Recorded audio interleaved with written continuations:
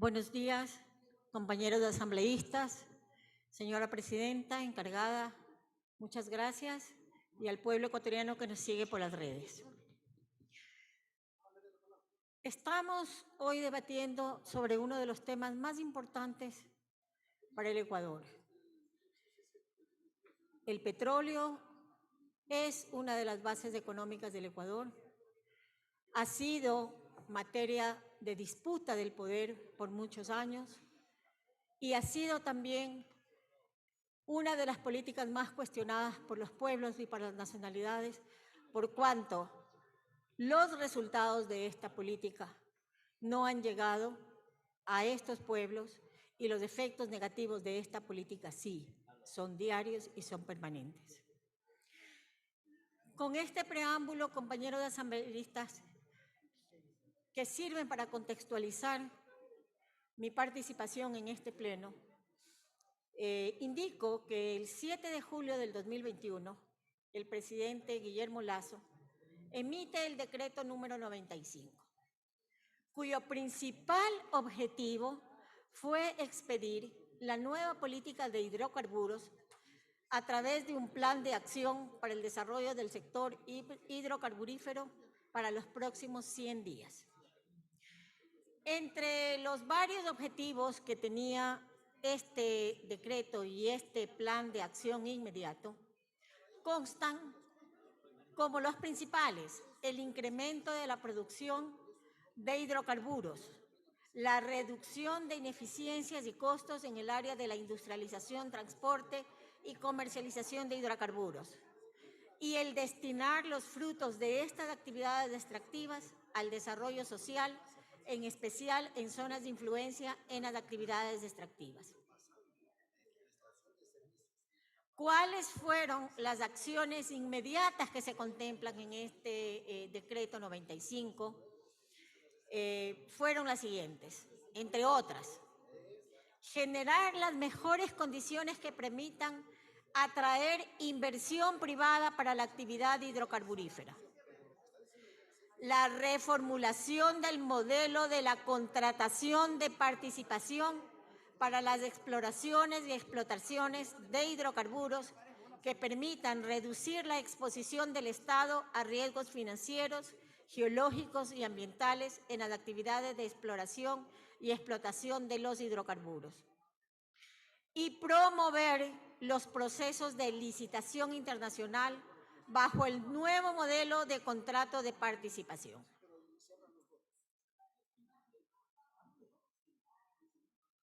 Ahora bien, en cuanto a los procesos de migración del tipo de contrato de servicios a contratación, a contratos de participación, ¿cuál es el cambio fundamental?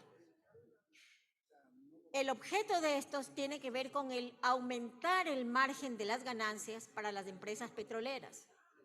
Estos nuevos contratos amplían el modelo de negocios, sobre todo porque la modalidad de servicios es específico, es un acuerdo para la prestación de uno o varios servicios especializados para viabilizar la producción hidrocarburífera. En este proceso, las empresas que prestan los servicios reciben a cambio un pago o compensación acordada, previamente acordada. En cuanto a la modalidad del contrato de participación, este abre las puertas para que las empresas que participen puedan empezar a realizar actividades directas en el bloque petrolero y de esta manera, por un lado, disminuyen el riesgo de las compañías y por otro, las compañías que participan podrían asumir el compromiso de incrementar la producción de cada bloque y ampliar la frontera petrolera en el Ecuador. En el caso de las compañías que renegocian o migran, se involucra el tema de las tarifas, es decir, depende de las cláusulas que incluyan las empresas y la compensación que se acuerde desde el Estado por la nueva intervención o participación en el bloque petrolero, bajo el pretexto de garantizar una óptima operación o cuando el objetivo fue garantizar los precios altos de los servicios y excluir a las empresas de los servicios nacionales. Aquí hemos escuchado un debate bastante interesante y frontal entre aquellos que están defendiendo la modalidad de los contratos por servicio y la modalidad de los contratos por participación. Sin embargo, y claro, cada uno adecúa su discurso a los intereses que están atrás de estos contratos. Porque tanto en una modalidad de contratos, en las de servicios, que es la que está presente, o la que pretende ser cambiada y migrada, como en la contratación en una forma de participación hay intereses muy grandes, que son los intereses que han manejado durante estos 50 años la política petrolera. Sin embargo, lo que nosotros, al menos al bloque Pachacútec, le interesa resaltar en este decreto 95, que entró en vigencia en abril del 22,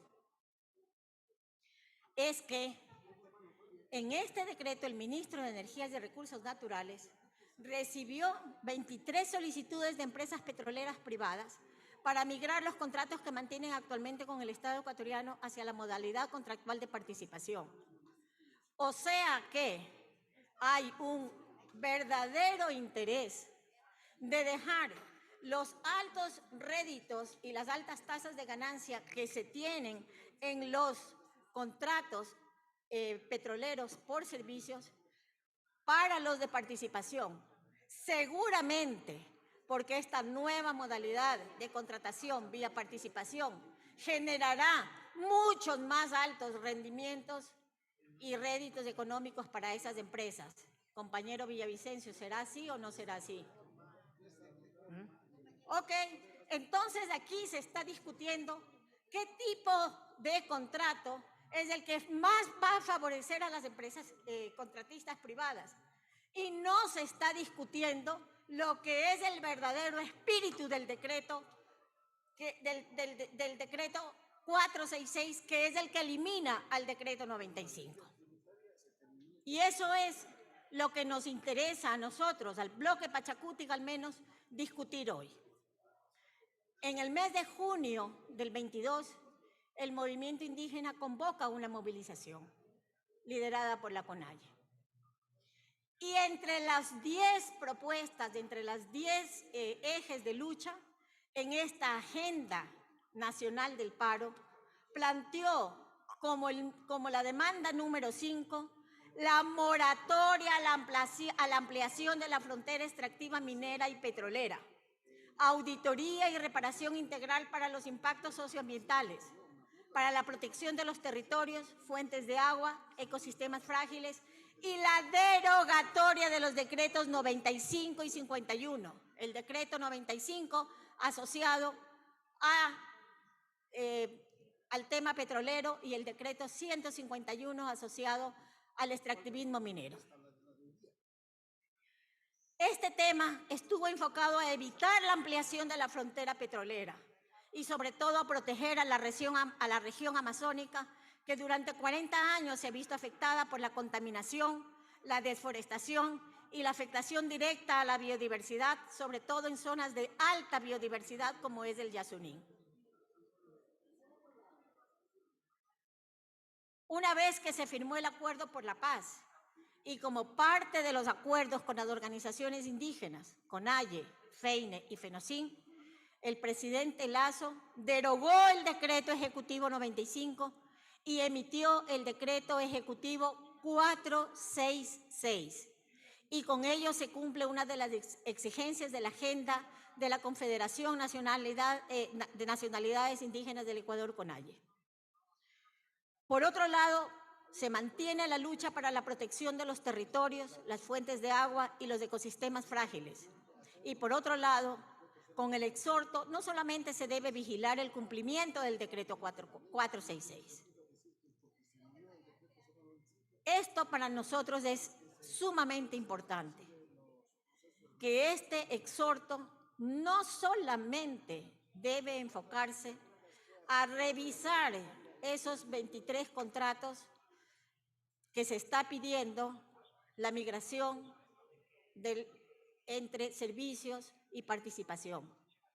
Lo más importante de este decreto es para nosotros, para el movimiento indígena, para los pueblos y nacionalidades, que se respete el tema de la moratoria del extractivismo petrolero y minero, que es el espíritu de la lucha del movimiento indígena y que es lo que provocó la derogatoria del decreto 95 y 151.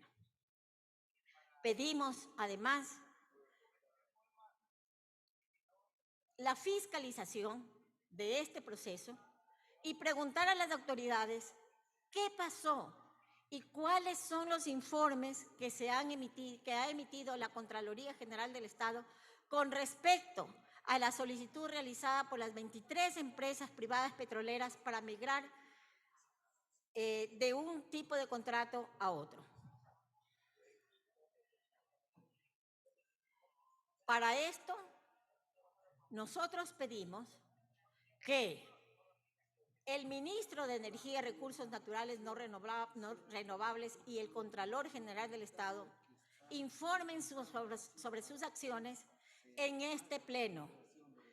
Pedimos a la asambleísta Pamela Aguirre, que es la que está presentando este proyecto de resolución, que incluya entre los pedidos la convocatoria del ministro y el Contralor para que informe al Pleno sobre las acciones que ellos han hecho, sobre la suerte de estos 23 contratos que, de no existir ya la ley, el decreto, tampoco deberían existir en el imaginario del Ejecutivo y, por lo tanto, tenemos que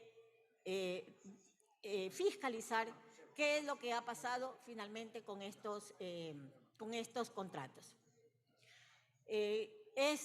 Mi participación, compañeros asambleístas. Muchas gracias, señora presidenta encargada.